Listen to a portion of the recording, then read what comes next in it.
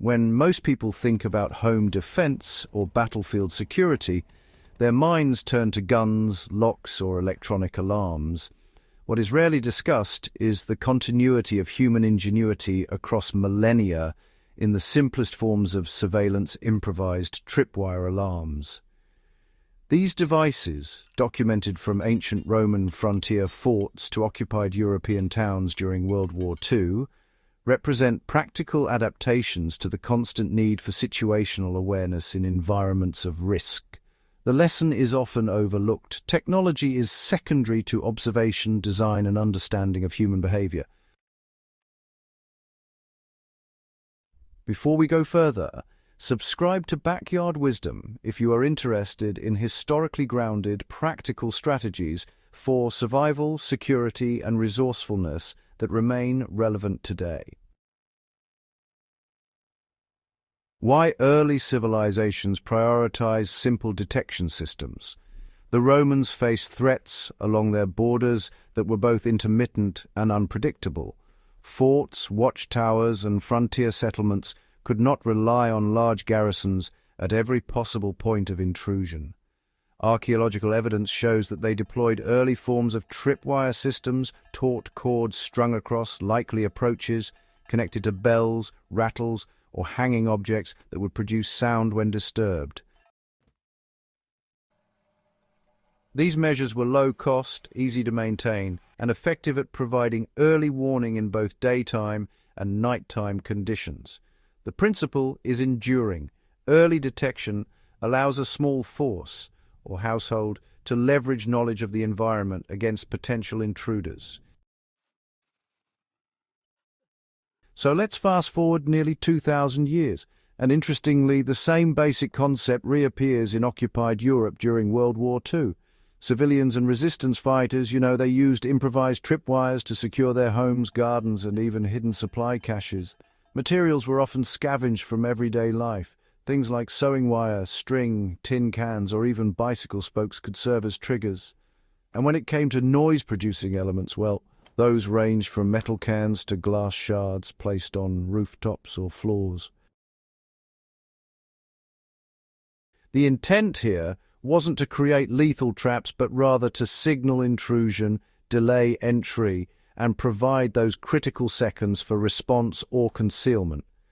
This technique really illustrates the continuity of human ingenuity. Despite vast differences in technology, the underlying principles remained, honestly, remarkably consistent. Now, why was understanding terrain and approach routes so essential?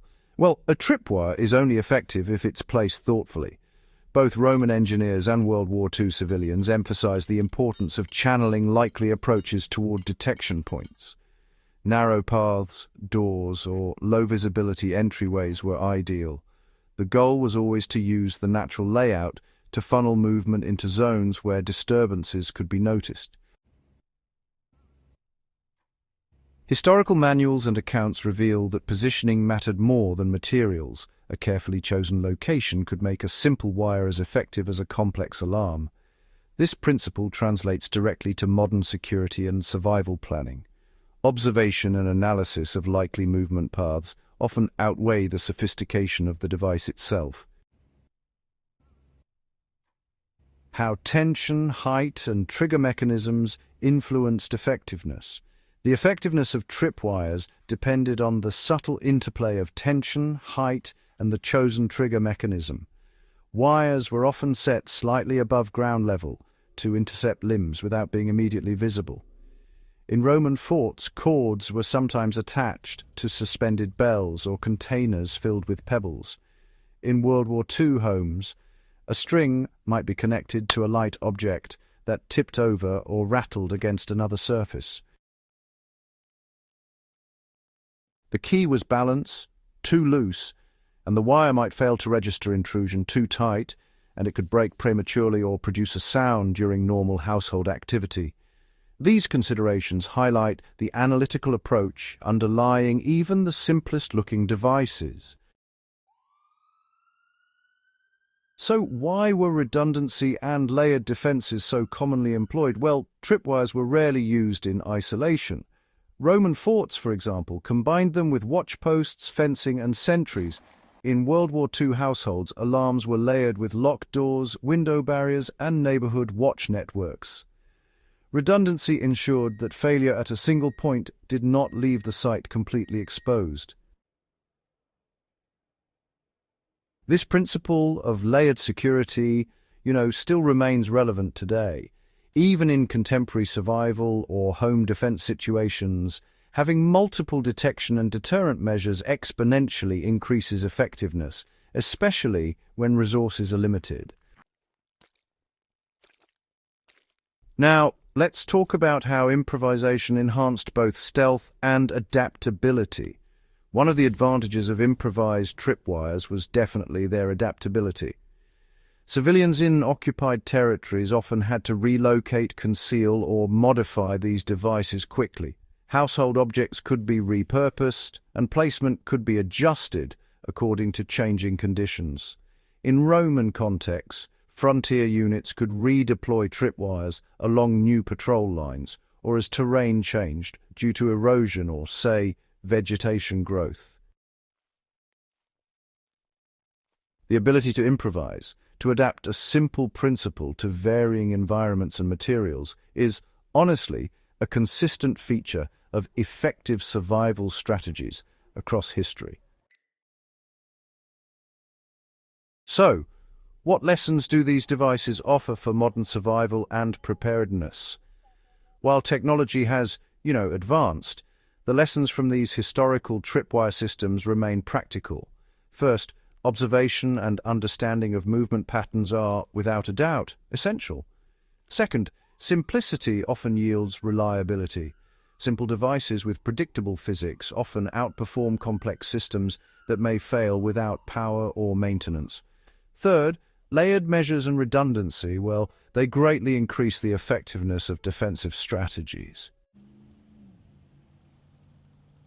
These insights apply to both urban preparedness and wilderness survival, reminding us that fundamental principles are, in the end, more enduring than the specific materials or methods used. Training and testing, really played a crucial role in boosting reliability for both Roman and World War II contexts. Historical accounts make it clear that just putting devices in place wasn't enough. Both Roman frontier units and World War II civilians actually ran small-scale tests, triggering these devices during controlled exercises to check for things like sensitivity, durability, and how well the noise would travel. They'd then tweak things like tension, height, and how the devices were attached, making sure everything worked just right. This kind of iterative approach, mixing observation, testing, and constant refinement, highlights an essential survival principle. The reliability of even the simplest devices really depends on disciplined experimentation, not just luck. So, why did community and shared knowledge matter so much? Well, in both eras, sharing what people learned made these systems way more effective. Roman forts spread guidelines throughout the empire, while civic authorities during World War II sometimes passed out pamphlets on improvised alarms and home defense. People also swapped tips about material substitutions, the best places to set things up, and how to keep everything in good working order. This community-based approach ensured that individuals did not rely solely on personal experience enhancing collective resilience. Today, the lesson is clear. Survival and preparedness are amplified when knowledge is shared and adapted to local conditions. The broader implications for historical and modern security strategies, they really stand out. Studying tripwire alarms reveals more than just practical techniques. It illuminates how humans have historically addressed risk under constraint. Both Roman and World War II examples demonstrate that effective security often relies on forethought, observation, improvisation, and redundancy. These principles are foundational in modern military doctrine, civilian preparedness, and even organizational security planning.